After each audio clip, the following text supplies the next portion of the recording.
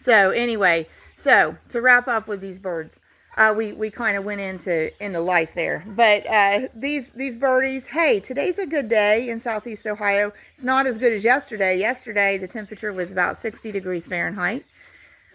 Unseasonal for November for sure. And then the wind blew in some 40s, and so here we are today. It's about 44, relatively comfortable right now. Next week, what are we looking at, and why do we care? Well, we care because this flock of birds is in production for one more week, okay? Look at those over there by the door for a minute. This flock of birds is in production for one more week. We're saying there's about 118, there's about 120 in here, but there's 118 that we're confident are going to go to the processor for butchering, for making into meat. 118 if we don't have mortalities between now and then. We are concerned there could be mortalities between now and then because they're going to have some temperature stress most likely coming up, because I just said what's in the forecast and why do we care? Well, we care about the forecast because we have meat birds, and meat birds care about the temperature. They want it to be 70 degrees Fahrenheit. It's not going to be 70 degrees Fahrenheit, okay? It's going to be next week. So like the rest, it's Tuesday, November 20, what is today? 7th? Is that even right? I think that's right. Yeah, it's Tuesday, November 27th. And right now it's like in the 40s, and we've got some sun, and they're pretty comfortable, and that's a great thing. The rest of this week, it should be comparable, 30s and 40s, like 40s in the day, 30s at night. Next week, high of 30, low of 16. They ain't going to like 16. I don't like 16. I don't even like 30, okay? But they ain't going to like it. So initially, we only had heat lamps on the far side of the building there. And then this trio, there's 3 heat lamps we just added nearer here. So that trio of heat lamps allowed the birds to spread out. We have more heat lamps, so we're probably going to drop about 4 or 5 more heat lamps by the end of the week. Over here with this group of 3, okay, and then that should get them through, okay, that should get them through. But they're gonna grow a lot this week. That's what meat birds do when they make meat. So they do most of the making meat at the end of production, like in the last week.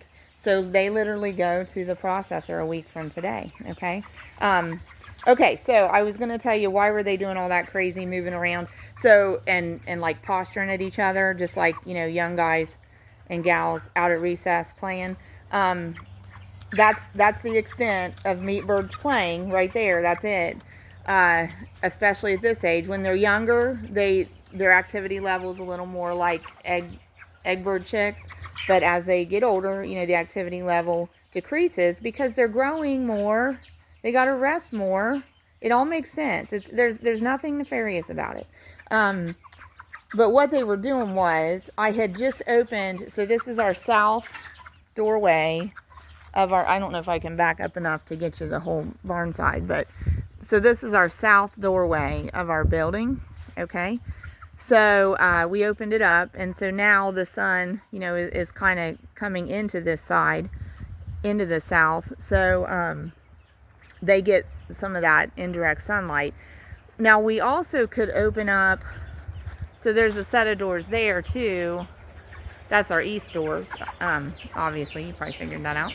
So we also could open that up, and that would let a nice bit of sunlight in there. I may open it up, but the reason I had not opened it up is because it is 45. We've had some wind, the air's moving, and that just stirs them up more. But that's what you saw. That whole general stir was them responding to the door opening up, more indirect sunlight coming in, and more air movement, increased air movement, okay? So, which we do want air movement. We want air exchange, you know, but you don't want too much. You don't want, and I don't know how to quantify that for you. You don't want too much air movement. You don't want like draft. You don't want them to get chilled. You don't want them to get cold. That would be counterproductive. We're trying to keep them warm. They want to be about 70. It's about 40. So, okay. So I'm not going to take you in the pen with me. I really can't do chores and run the camera at the same time anyway. So And that's their normal movement. That's somebody's going to say, I'm going to have to delete this comment. I already see it coming. If you watch this long, but if they're a hater and they're hating on my birds and me and farming poultry, why are they even watching this long? I don't know. But it's probably someone will say because of how they move. Oh, they have a hard time moving. That's so sad. Okay, no, they're not. They're not having a hard time moving. That's just how they move. Their body mass is larger than a typical chicken, so they move differently than a typical chicken. Form is different, function's different. It's two different things. An athlete and a supermodel, they move totally different from each other, right? Same thing. Okay, meat bird and egg bird, the types of birds that most of us are used to, they move totally different. All right, that's just the way it is. So, and yeah, y'all have seen these three.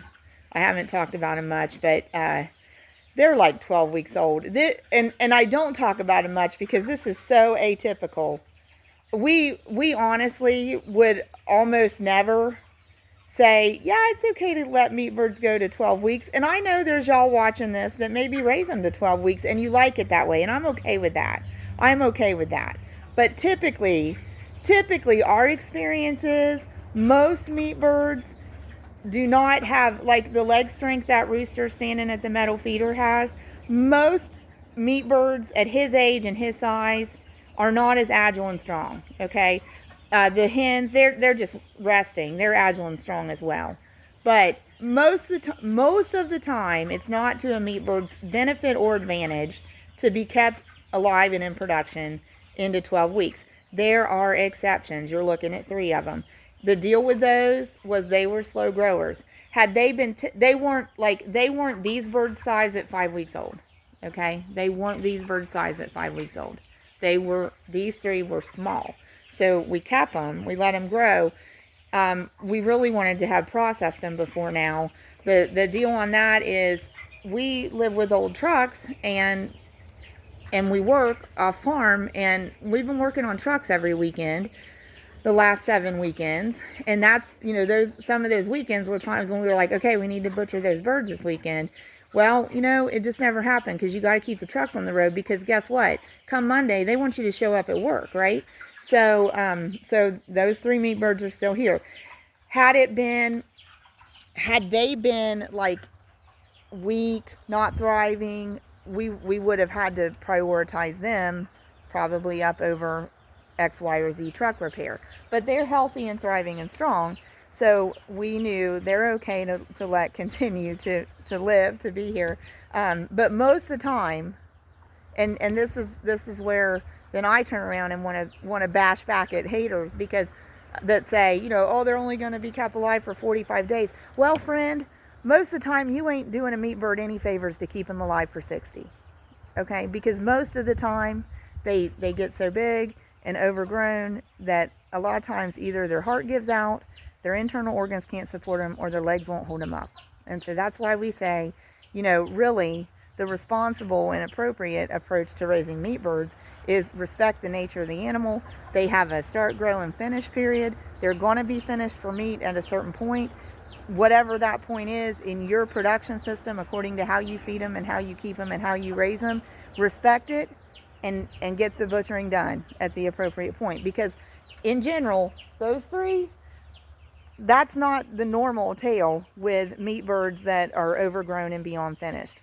Usually it's to the bird's detriment if they are overgrown and beyond finished to not be butchered. So you got to respect the nature of the animal, okay? But yeah, that is, see him at the feeder. So he's about 12 weeks old. These birds are about 5 weeks old. And so these birds are going to grow quite a lot in this next week. It's going to be amazing. It would be their growth would be easier if we were going to have 70-degree temperatures. But that's why we're going to put heat lamps in to try to help mitigate that temperature stress so that they're still going to finish their growth. But they're going to, they're going to like double in the last week here, okay? They're not going to get his size, but we don't want him to get his size because honestly, when he's butchered into a whole bird, he's not going to fit in my crock pot very well, and that's where I like to cook whole chickens. So, so there's a lot of different dynamics and considerations with it. But anyway, I know. Bless y'all's heart. Thanks for sticking with me if you stayed, because I know I started out saying, hey, we're going to do a quick update on these meat birds at 5 weeks old, and we're still here 20 minutes later. But anyway, we got on to some other things. But that's how it is with farm life, like life and farm. It's all enmeshed, and there's a lot of life lessons on the farm. He gets around real good, real good, real good. So we asked our processor, can we bring our 3 oversized Cornish rock cross meat chickens? It'll be about 13 weeks old on December 4th to the processor with our flock of 6-week-old meat chickens on December 4th. And they said, yeah, go ahead and bring them. So that'll be interesting. We'll have to let y'all know what size chickens those big guy and gals finish out at. But anyway, put the questions in the comments if you got them. Thanks for watching. If you're still here, you'll be happy to know that you are helping us tremendously with watch hours. That's the YouTube metric we got to hit more to get the AdSense and the channel, growing and turning a little bit more benefit over for us here. But the watch hours went up. They went up. So thank you very much, and we appreciate that. We know it's because y'all are helping. So thank you, and we hope you have a nice Thanksgiving.